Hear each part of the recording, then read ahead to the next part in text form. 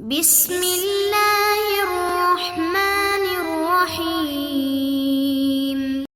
الرحیم۔ السلام علیکم ورحمۃ اللہ وبرکاتہ۔ عزیز طلبہ، آج آثار السنن کا سبق نمبر 64 ہے، اور اس سبق میں ہم کتاب الصلاۃ شروع کریں گے، اور کتاب الصلاۃ کے تحت جو پہلا باب علامہ نیووی رحمہ اللہ تعالی نے قائم کیا ہے وہ ہے باب المواقیت، نماز کے اوقات کا بیان۔ تو سب سے پہلے ہم نماز کی فرضیت کب ہوئی ہے اور نماز کا صلاۃ کا لغوی شرعی معنی کیا ہے، اس حوالے سے بات کریں گے، اور پھر آگے چل کر ہم جو ہے مزید اس کی جو احادیث اس میں وارد ہوئی ہیں ان احادیث کا ترجمہ اور تشریح پڑھیں گے۔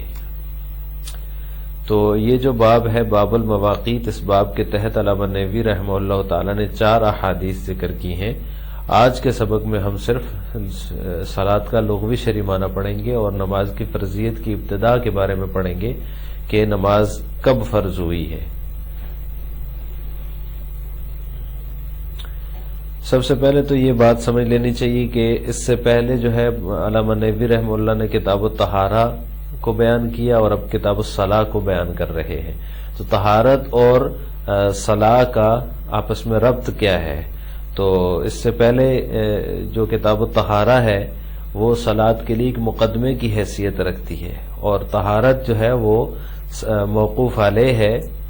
یعنی نماز اس پر موقوف ہے، بغیر اس کے نماز نہیں ہو سکتی۔ جو طہارت ہوگی، پاکی حاصل ہوگی تو پھر نماز ہم پڑھ سکیں گے۔ تو پہلے چونکہ وہ شرط ہے، یہ مشروط ہے، تو شرط مشروط سے موقوف علیہ موقوف سے پہلے ہوتا ہے، اس لیے پہلے طہارت کا ذکر کیا، اب اصل اور موقوف کا ذکر کر رہے ہیں، کیونکہ طہارت کے بغیر نماز نہیں ہوتی، تو پہلے طہارت کے مسائل بیان کیے، اب چونکہ جو موقوف ہے اور اصل ہے اس کو بیان کر رہے ہیں، اس لیے ماقبل سے اس کا یہ ربط ہو جائے گا۔ تو الصلاۃ جو ہے، صلاۃ کے لغوی شرعی معنی کیا ہے؟ الصلاۃ جو ہے ایک معنی تو اس کا دعا آتا ہے، یہ دعا سے مشتق ہے اور اس کا معنی ہے دعا، اور دوسرا معنی ہے صلاۃ بمعنی رحمت ہے، اور تیسرا معنی صلاۃ بمعنی صلہ ہے۔ صلہ جو ہے یہ تعلق کو کہتے ہیں، کیونکہ صلاۃ میں جو نماز ہے اس میں عبد اور معبود کے درمیان ایک تعلق اور ایک رابطہ پیدا ہوتا ہے۔ اس کے علاوہ بھی اس کے بہت سارے معنی ہو سکتے ہیں، لیکن یہ 3 معنی جو ہے یہ زیادہ مشہور ہیں۔ صلاۃ کی شرعی تعریف، نماز کی شرعی تعریف یہ ہے، یہ ارکان معہودہ و افعال مخصوصہ من القیام والقراءۃ وغیرہما فی اوقات معینہ۔ ارکان معہودہ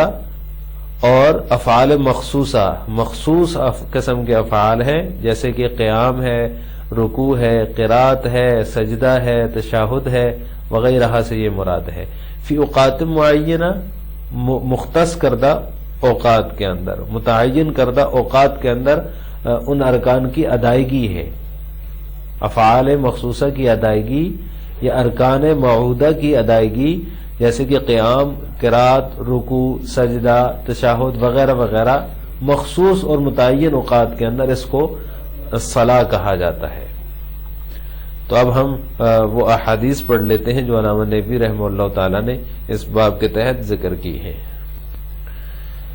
کتاب الصلاۃ باب المواقیت، یہ باب ہے اوقات کے بیان میں۔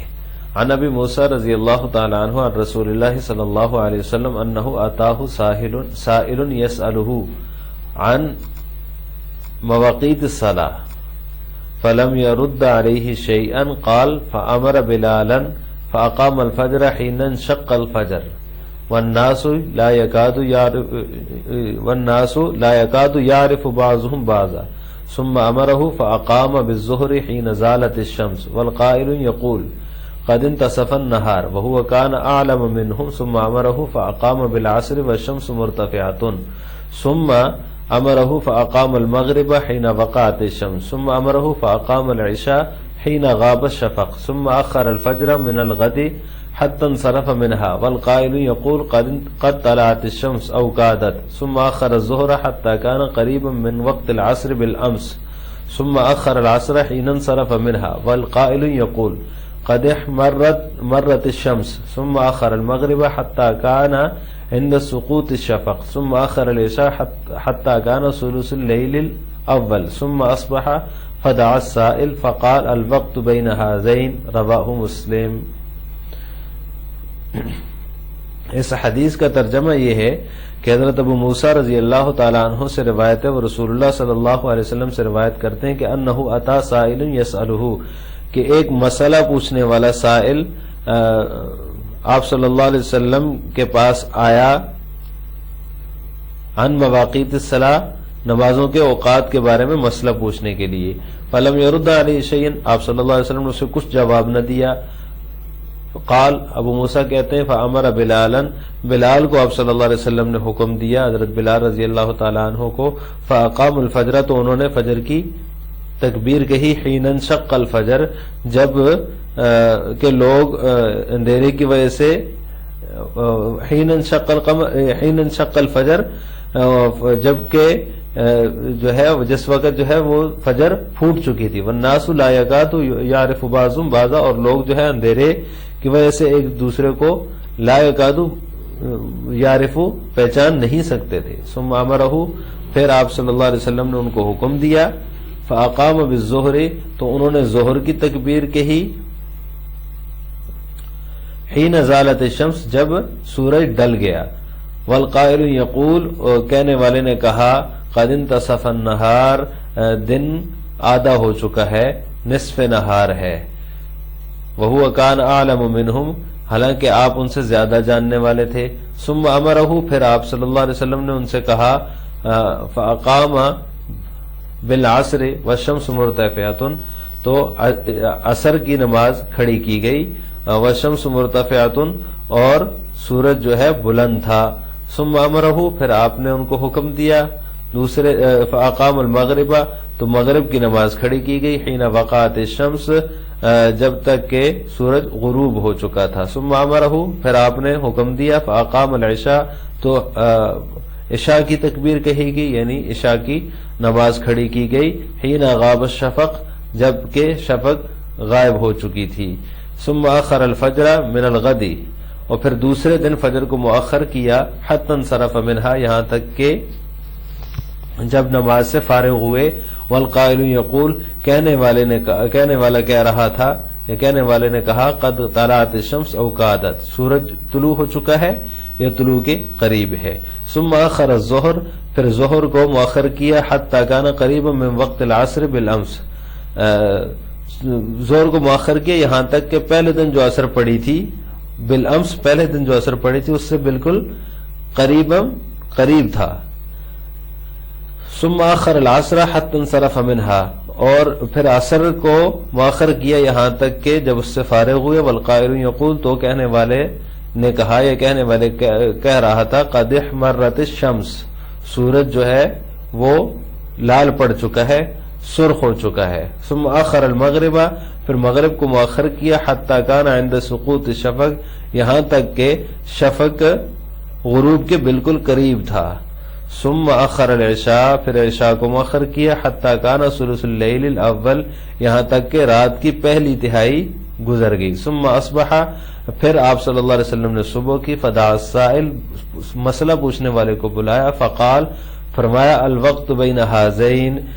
کہ وقت ان دونوں کے درمیان ہے، رواہ مسلم، اس کو مسلم نے روایت کیا ہے۔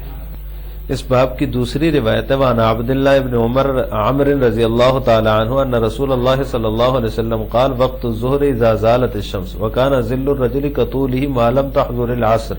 ووقت العصر ما لم تصفر الشمس ووقت صلاة المغرب ما لم يغب الشفق ووقت صلاة العشاء الى نصف الليل الاوسط ووقت صلاة الصبح من طلوع الفجر ما لم تطلع الشمس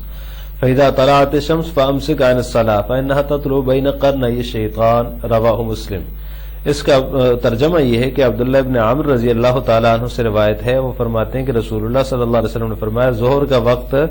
ہے جب سورج ڈل جائے، وَكَانَ ظِلُّ الرَّجُلِ كَطُولِهِ مَا لَمْ تَحْضُرِ الْعَصْرِ، اور آدمی کا سایہ اس کے قد کے برابر ہو جائے، کطولہ اس کے قد کے برابر ہو جائے جب تک عصر کا وقت نہ آ جائے، ووقت العصر ما لم تصفر الشمس، اور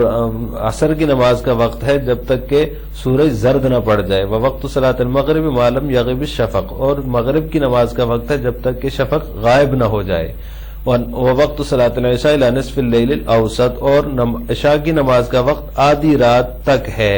الی نصف اللیل للاوسط آدھی رات تک ہے، درمیانی حصے کے نصف تک ہے۔ وقت صلاۃ الصبح من طلوع الفجر، اور نماز صبح کا وقت طلوع فجر سے ما لم تطلع الشمس، جب تک کہ سورج نہ نکل آئے اس وقت تک ہے۔ فاذا طلعت الشمس، جب سورج نکل آئے، فامسک عن الصلاۃ، تو نماز سے رک جاؤ، فانها تطلع بین قرنی الشیطان، کیونکہ سورج جو ہے وہ شیطان کے دو سینگوں کے درمیان نکلتا ہے۔ رواہ مسلم، اس کو امام مسلم نے روایت کیا ہے۔ ان دو احادیث کے اندر جو ہم نے آپ کے سامنے پڑھی ہیں، ان میں نمازوں کے اوقات کا ذکر ہے۔ پہلی نمازوں میں آپ صلی اللہ علیہ وسلم، پہلی حدیث میں کہ آپ صلی اللہ علیہ وسلم نے ایک دن جو ہے وہ اول وقت میں تمام نمازیں پڑھی اور دوسرے دن آخر وقت میں پڑھی، اور پھر فرمایا کہ ان دونوں کے درمیان ہے وقت۔ تو نماز جو ہے اس کی فرضیت کی ابتدا کہاں سے ہوئی ہے، پہلے اس کو دیکھ لیتے ہیں۔ نماز کی فرضیت کی ابتدا جو ہے وہ اس طرح ہوئی ہے کہ سب سے پہلے نماز جو فرض تھی وہ تہجد کی نماز تھی۔